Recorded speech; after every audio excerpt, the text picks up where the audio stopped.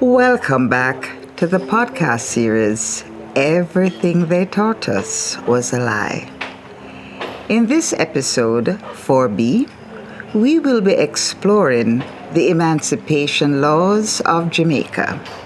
But before we get into all of that, let me reintroduce you to our co-host, Darrett Smith. Darrett, the term diaspora. So many of us use it, but we're not quite sure exactly what we're talking about. Can you get us to understand the term diaspora, please? No problem as well. Diaspora just means the dispersion or spread of people from their original homeland throughout the world. So this term diaspora was not made for black people and does not refer to black people only. It refers to any people who have spread out from their original homeland and spread out around the world. Mm-hmm. So are we saying then that black people were spread to every corner of the earth? Yes, the Bible tells us so, Oh. But so when we talk about the African diaspora, we're talking about African peoples being spread all over the globe. Yes, and as you say, we have been spread all over the four corners of the earth. Is there any proof of this that persons who wish to research this could go and find for themselves? Well, when we were learning about Columbus coming to the New World, one thing we were taught, when we were being taught about Europeans coming into this part of the world, some of us were taught that when the Europeans came here, when Columbus came here, he and his people found black people who were actually Africans in this part of the world before any European got here. So in other words, we were here before the Europeans. Yes, that's why Van Sertima wrote they came before Columbus. Okay. Because he showed evidence of that. Another evidence that people are aware of is Brazil. Do you know that the largest population of black people outside of Nigeria is actually Brazil? Really? Yes. And when Europeans came here, Brazil was well populated with Africans. Some claim that it was part of the Mali Empire and that these Africans had come over from Mali. Did they come by sea, or was Mali at one time closer to the South American continent and some cataclysmic occurrence took place? Well, we're not even going back to cataclysmic times, but there is some evidence that some came over on ship. And proof of that, Ms. Val, is the gold tip spears that they found in the Americas. Really? Yes, that came out of that West Africa. When they checked it scientifically to prove where it came from, the proof was that it came out of West Africa. So it had to be brought here by people from West Africa. And there are other reasons to conclude that there was trade between West Africa and the Americas. And this is, as we are repeating it again for emphasis, that this is long before the white Europeans actually came to the New World. Yes, ma'am. Yes, I think that's very important, for us to understand. So let us get back now to dealing with the emancipation laws and how they actually came about. Just before we start dealing with those laws, Ms. Val, I would like to just mention something that has been coming into our space recently, since the Kenyan Indian became Prime Minister of England, people have been sending things out about how well, how brilliantly the Indians are doing all over the world, and comparing them to black people. Yes, their arguments cite the fact that Indians value education and we, black people, we don't. And that is why they advance and we don't. Now, there couldn't be a bigger lie than that. Everything they taught us was a lie. For one thing, they claimed that we were treated the same. Indians and black people were treated the same, yet they are so advanced. But that couldn't be a bigger lie. Black people and Indians were never treated the same. Indians didn't come here or anywhere as slaves. And those people who are saying that forget that it was against the law for black people to learn to read and write English. We could not read. We were not allowed to read or write anything as enslaved people. Indians were never stopped from reading or being educated. So that is one lie that we need to erase when we are making comparisons. No other group had the experience that black people had in Jamaica or other parts of the world. We were robbed of our name, our religion, our culture, our deities, our folkways and mores, our very being. Black people suffered a real Holocaust the way no other people experienced it. The point I am making is that we, black people, were the only group who were denied education by law. So now, Ms. Val, we can get into the emancipation laws that we are here to discuss. And these emancipation laws, you're now going to tell us what the intentions of the people who made these laws were. Well, the intention was to maintain the status quo. White people were to remain on the top of the society, and their buffers between, and black people should not get up out of the dirt. We were to be at the very bottom of the society. We were supposed to be kept on the plantation doing manual labor on the plantation. That was the intention of the emancipation laws. And we can now look into these emancipation laws. These laws had to be made because now they had to free the enslaved people.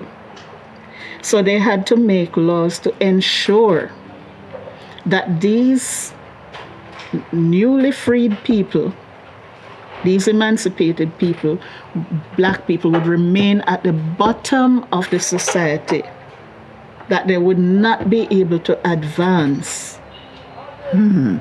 That was the intention of the law. Remember, here in Jamaica, emancipation was resisted. But for a number of reasons, they had to acquiesce.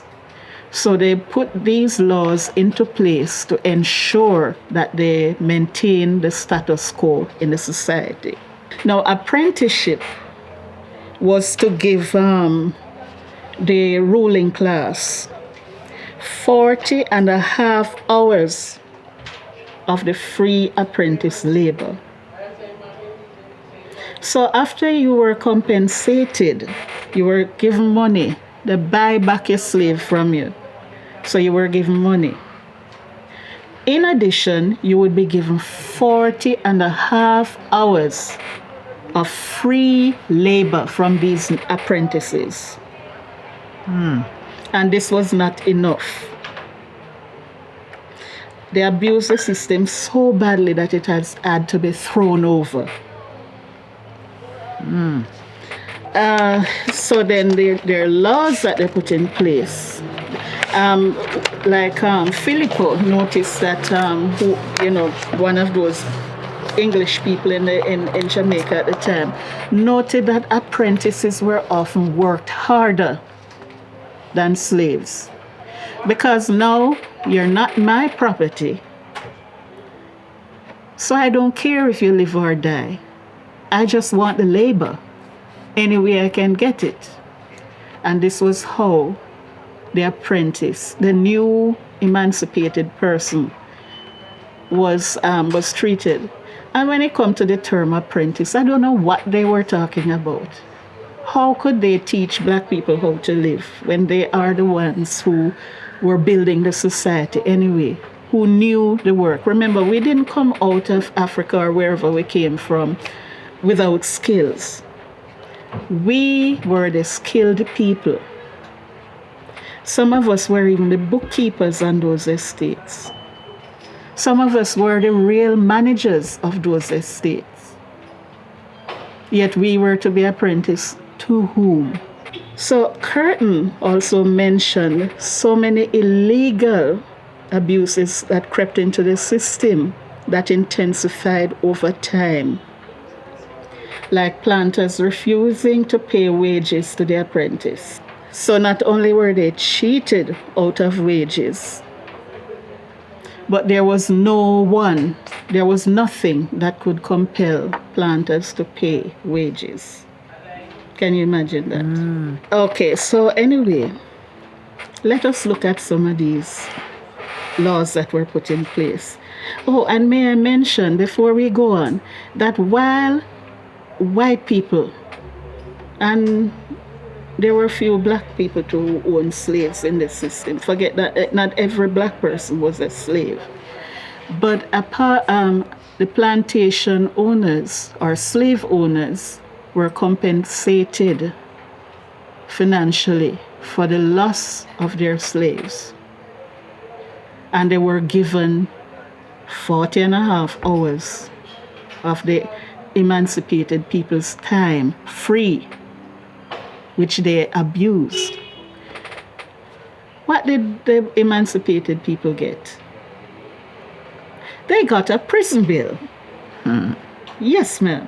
One British person said, to propose otherwise, there would have existed for the free laboring Negro no protection against cruelty except the chance that the Jamaica legislature would pass a prisons bill.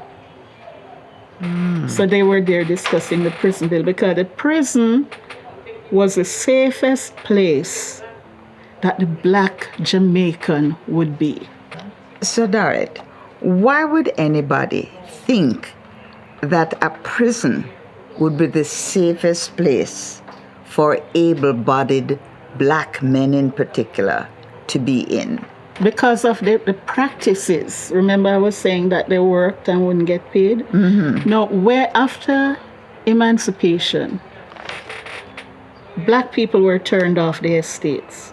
So they didn't have the little slave cottage anymore. Mm-hmm. They could only live there if they could pay for it. Pay rent. Mm-hmm. Yeah, pay rent. Mm-hmm. And they didn't have rights to that provision ground anymore. Oh, that had belonged to the planters. Right. So now they would have to be paying rent, which they would have to earn money to pay the rent by working with the same planter. Mm-hmm. Right? And if he is unwilling to pay wages, or he's going to extort labor, make it worse than slavery. They also had other laws that would ensure that the black man could not be free. Because you ask the question, why prison? Mm-hmm. If you put a man in prison, you put a black, and prison only make for black man. Remember, white collar crimes did not attract prison at that time. Mm-hmm. It was only made for us. So if you put a black man in prison, it was with hard labor. Even if you couldn't prove that he committed a crime, but you put him there to wait to find out if he was guilty or not of whatever he was accused of. He would be doing hard labor. Where was he doing this hard labor? On the plantations. So here again you have his labor for free. Yet you say he is emancipated. Yes. But the laws that they had in place, some authority thought that this prison was a protection for the black man. But to me, it was more protection for labor, to ensure free labor. That is true. But look at the laws now. First of all, you remember the discussion we had, how they made it almost impossible for black people to own land. And we're not saying no black person own land. Some of these people who never came here, some black people who never came here as slaves, some of these who were coming from Europe after doing 25 years of indentured labor, some of them had money. And I don't know if I mentioned before that there was this planter who was talking with another and saying that these fellows could buy up to 100 acres of land very easily. And these were some of those who owned slaves themselves. But for the ordinary enslaved black man, and again, let me remind us that many of them were not just laborers, predial laborers, but many were skilled craftsmen. You had to have wheelwrights, you had to have blacksmiths, you had to have people doing construction and things like that. Building great houses. Yeah, these were our people, right, who were doing all these things that the planter would hire out for these and get the money. Now he's emancipated, he's working on his own, but you need his service, so you have to pay him.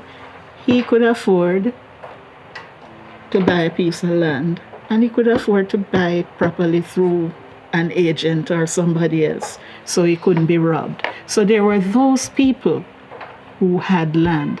But for the vast majority of us, sometimes we pay for land, and the piece of paper that we had, that they called a receipt, did not hold up anywhere, so we lost our land. And they made it impossible for us to get land. That is why many had to go through the church. When we talk about, free villages, and people like to say, the Baptists and the Methodists and the Moravians bought land and settled these emancipated people. Please remember that these churches were not state churches, so they were not given money by the government or anybody.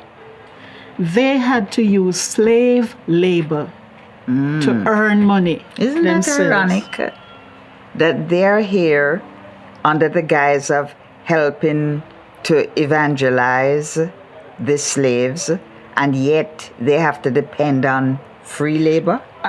They were accommodated, you see, because they were giving us Jesus. Oh, yes. How could we forget? And they were making us forget that we were Hebrews. So they had their place, but the poor people had to find this money, earn this money, to give them, to buy the land. And then often they would survey, subdivide, and resell it to these people. So they paid for it sometimes 2 and 3 times. Wow. So it was only free in that it was occupied by freed people. Or rather, emancipated people. That's why I say freed, because they were freed of slavery. So there was that. the almost impossible position with land. And then now, they brought in laws like Vagrancy Act and Trespassing Act. Because if you were seen on a piece of land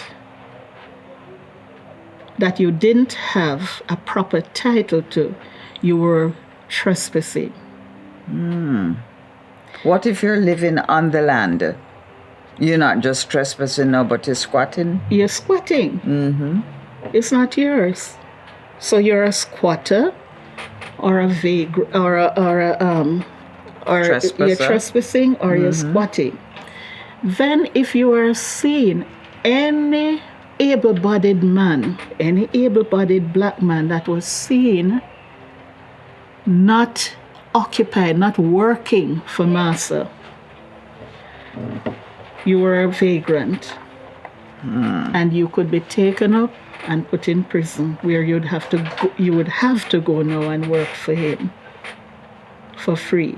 Hence that prison bill. Hence the prison bill.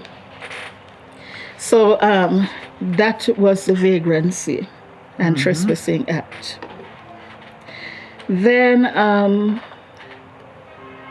there was this. Then they started bringing in East Indians and Chinese to swell the working force and to form a buffer class between the black people and the planter class. And these people would depress wages, so the black man could not ask for what he was asking for, because they had alternative. Now, the other thing with this labor thing now, they had things like labor contracts. You had to sign a contract, but you couldn't read it. Because we were really prohibited to learn how to read and write English. Yes, and you're talking about English written now in legal terms. Legalese. So you and the man could say you put your X. Because you can't write out your name, so you put your X. And you don't know what you put in your X to, because what he told you and what you agreed on verbally is not what is on the paper. And you have no way of knowing what is on the paper. The other thing is, so that was the labor contract. So when you say no, master, but that is not how we agreed. That is not what we agreed on. Prove it now. Okay. So there was a reluctance to sign labor contract, or people were reluctant to sign labor contract. And of course, who could? So then you had, and then for those who refused to pay, there was the Petty Debt Act. Is that what they used to call debtor's jail? Petty. No, yeah, if you owe somebody and you can't pay them, they could take you to debtor's jail. Yes, that is true. But this Petty Debt Act is, whatever the planter class owe you would be a small amount, so you could take him to court for it. But you would have to take your complaint couched in a legal language that the court would accept. From people who can't read and write? Yes. And who is your judge? The planter? The same person who you're taking this complaint against. So, of course, our people didn't benefit from that one. So then, another thing that this land thing really affected was the Predial Larceny Act of 1835. If a black person was seen with goods, or say a piece of meat that was 20 pounds or more, you could be charged with larceny. That you thief it? Yes, because it shouldn't belong to you. You're not supposed to own that. So even if you owe a bow pig, you couldn't butcher it. You'd have to be very careful that who buying your meat come and collect it there, so you don't have to carry it anywhere, unless you're taking it to the great house go give us a gift. Oh yes. No, so food from how you're going to prove that the place where you grow the food that you're now selling is actually yours. You didn't steal it from somebody else's ground. You have to prove that it is legally yours.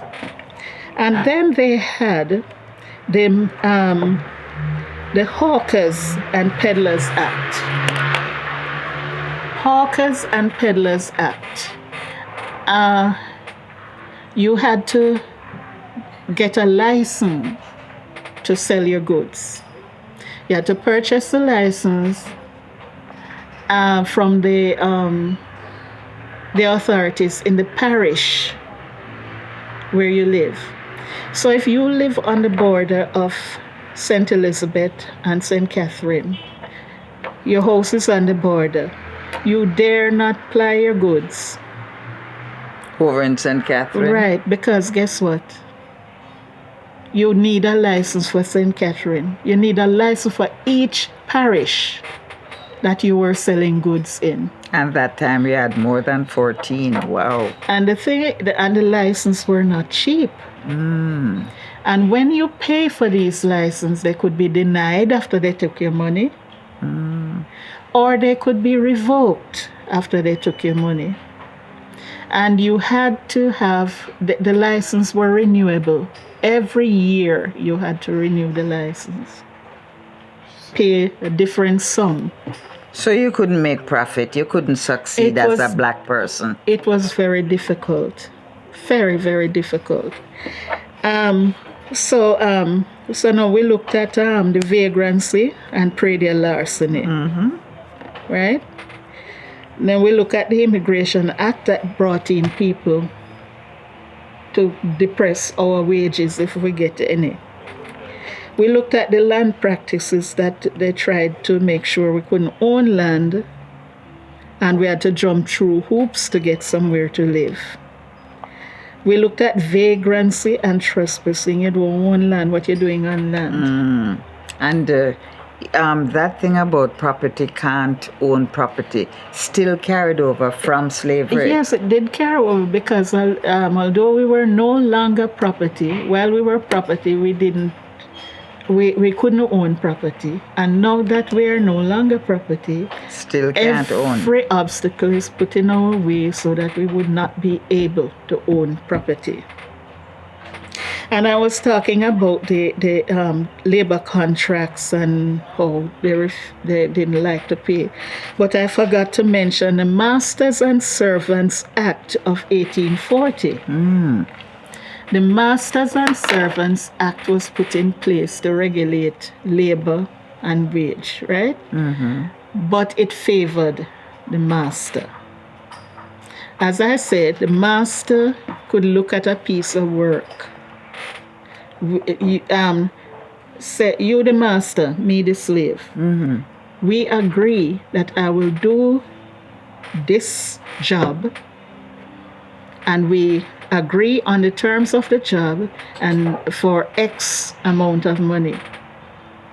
When I finish, you the master could look at me and say, that doesn't look like what we agreed on. Or you're not satisfied with the quality. I am not satisfied with the quality. Or I don't think this is not what we agreed on, so I'm not paying you. The job already done. If it's work on your land, it's already done. I can't take it out. And if it's a wall, material. Can't. Everything is done. And you are not going to pull it down, but you're not paying me for it. So, whose loss? I have to walk away with the loss. And this is where the Petty Debt Act came in. But 99.99% out of 100, I could not prove That and I man. could not get justice. So again, the black person was ripped off. Too black to succeed. Yes, and this was the Master and Servants Act. And we were talking about the Hawkers and Peddlers Act, how you had to buy these licenses to ply your goods. Is there a difference between hawking and peddling? Didn't they make it so? In your book, I remember reading in your book about the Hawkers and Peddlers Act. Those who were brown skinned and came from maybe the Middle East, like Lebanon and Syria, they didn't want to be called hawkers. So they were peddlers. So they were called peddlers. And those of us who were peddling goods, but we were of a different color, then we were hawkers. Even if we didn't go hawking, we were still hawkers. Always that division between us. Yes. But that was a funny spot I found in your book. I laugh every time I read it. Yes. So, one other thing that they did know, because you see, we, black people, and especially we as Jamaicans, used to find our way around things. We would find a way or make one. And that is why they were so afraid of us. Because we were so resilient. Yes. That no matter what they did. And because we had Jaja picking them. Yes.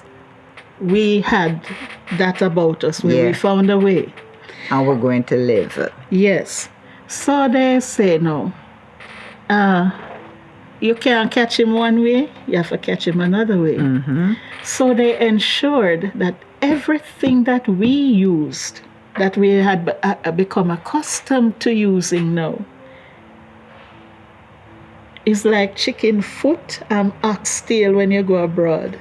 You can't pay for it no more. Oh, once it's shown that it is of use to black people. Or that black people love it. You just hike up the price. Okay. So this is what they did. They threw taxation on everything. Tax, and more tax on things that black people use. Yes. So even if nobody else wanted chicken neck and chicken back and chicken foot, once we love it, and oxtail and all of that, them tax it out of our reach. Yes. So taxation was the other thing that they used. How we manage to live and live quite well too. And we did, because we managed. So now they make laws to decide who could be political representatives. I remember Morant Bay, things changed. Right? And then we're not getting into that now because that's another story. But except since I mentioned Morant Bay, I must mention that it was this trespassing. That set off that Morant Bay rebellion, because somebody was charged with trespassing on an estate that nobody lived. You mean an abandoned estate? Abandoned estate. Oh boy. Because the thing about it is, the land belonged. If it didn't belong if you didn't have a legal claim to it, it wasn't yours. It was either crown land or somebody else's land, even if them walk away and leave it. Or if they were dead, or if them dead, or if they migrated to. It doesn't matter, not yours. So we were forever being branded.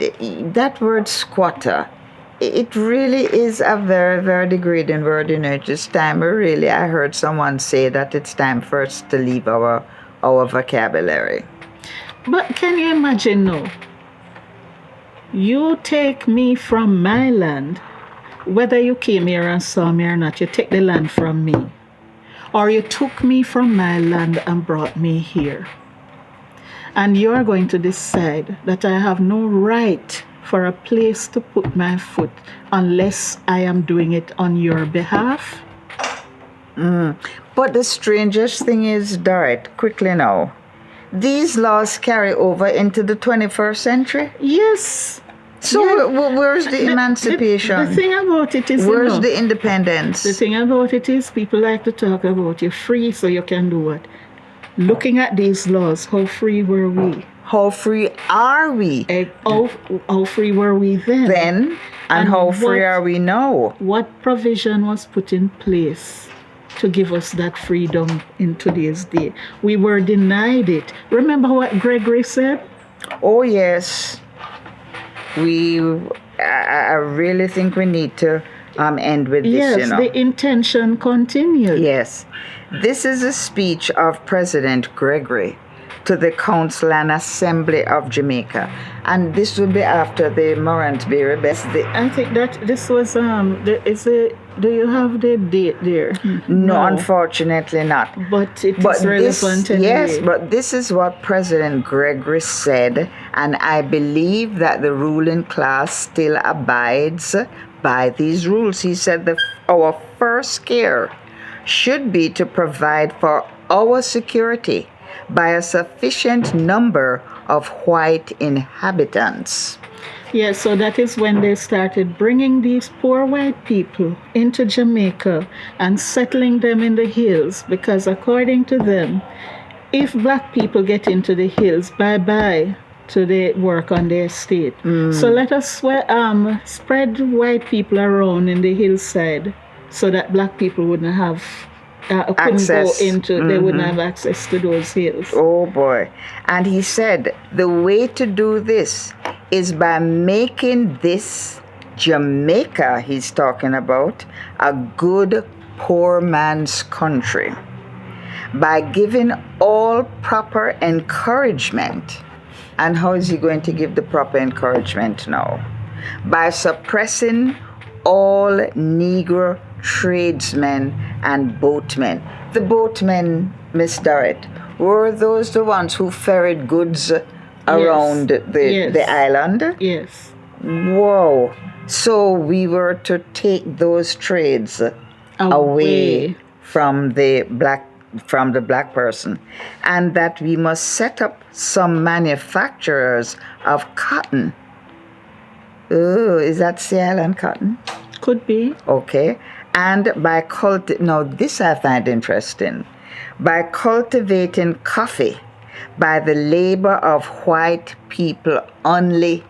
And I remember that there are some mulattoes who are up in the hills of St. Andrew who believe that the black man must only be used to pick coffee.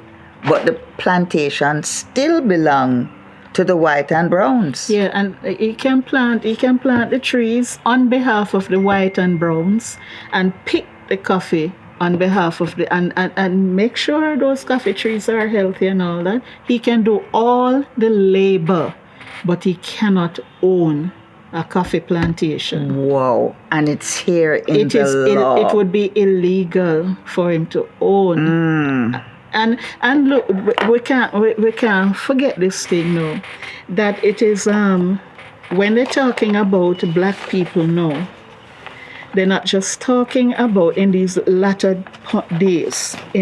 days after emancipation. They're not just talking about the emancipated people. No, they're talking about black people in general. To make Jamaica a good poor man's country.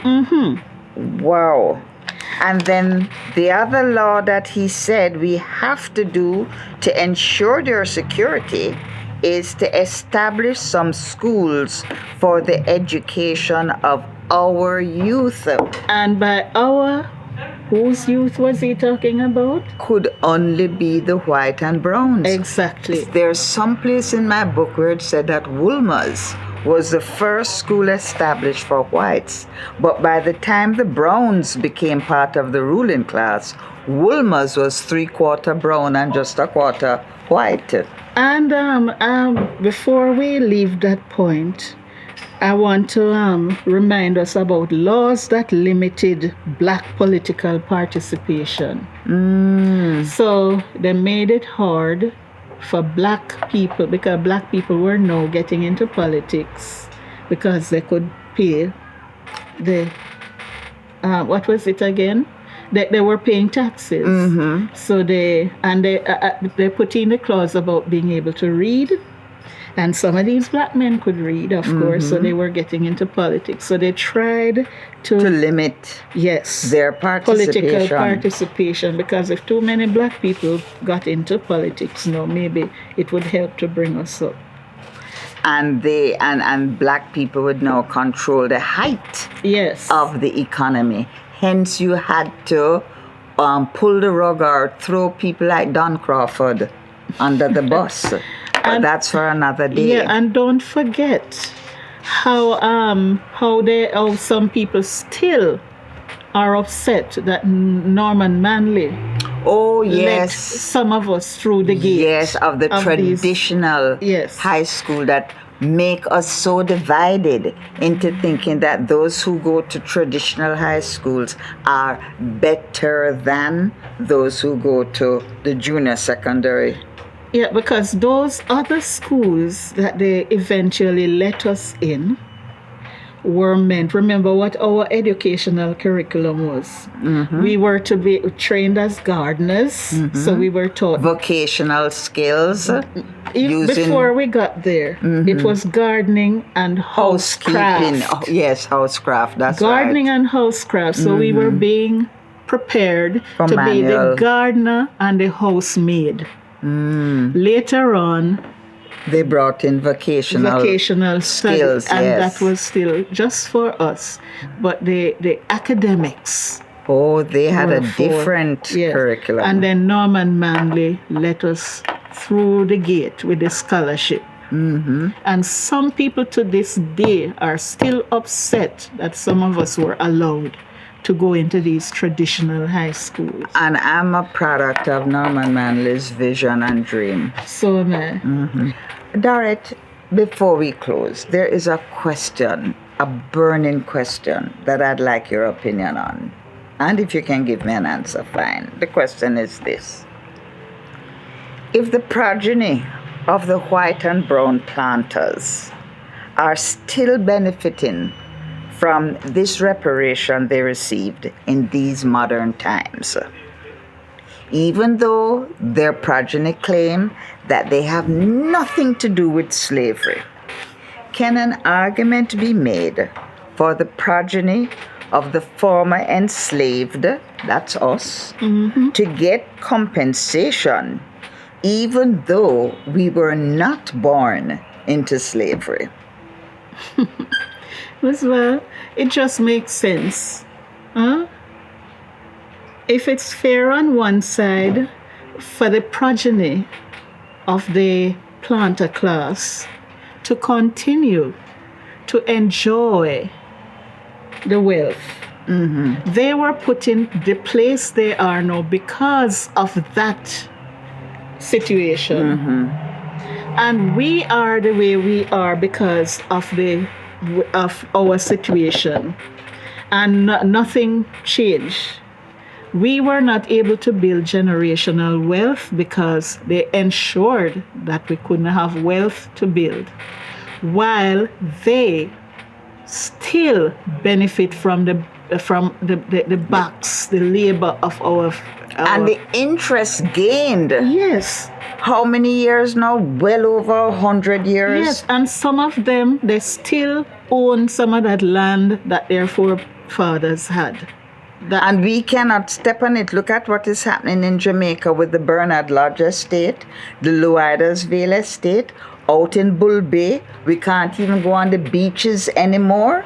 And that is benefiting from slavery. Exactly. And yet they claim that they don't have any part to slavery. So why don't you give up? Yeah, give up what you have how you benefit, what you benefited from it. Give it away then. Give it up. Since you never had anything and to do with over. slavery. Make it all start over again. Let us level the playing field. And the other point is that some of them will say, oh, well, black people own land and black people own slave. Remember what happened to Jamaican laws when they began to say, no Negro or other slave, when they begin to lump all black people into one. So what affected the slave or the newly emancipated people, in some respects, affected all black people. So when they say now, who would we give compensation? Compensation belongs to all of those who were affected. All those who were affected by the laws that discriminated against them, the laws that took away their rights and their privileges, the laws that made them poor, all of those. And as that councilman said, that their intention was to make Jamaica a good poor man's country. Exactly. So it was never their intention that we should aspire for economic and social upward mobility. We were too black to succeed. We've now come to the end of podcast 4B. And in it, we were taken through the paces so ably done by co-host Dorrit Smith. And I want to thank her very much, because this podcast is an eye-opener that we hope many generations will find an interest in, which will explain why black people are seen as being at the bottom of the ladder, and for us to remain there forever. Is that right? My privilege, Miss Val, and thank you very much. You're so very welcome, Miss Dorrit. We've now come to the end of episode 4B. Please follow us on YouTube, Spotify, Instagram, because we have so much more information to share with you in the podcast series Retro Truths.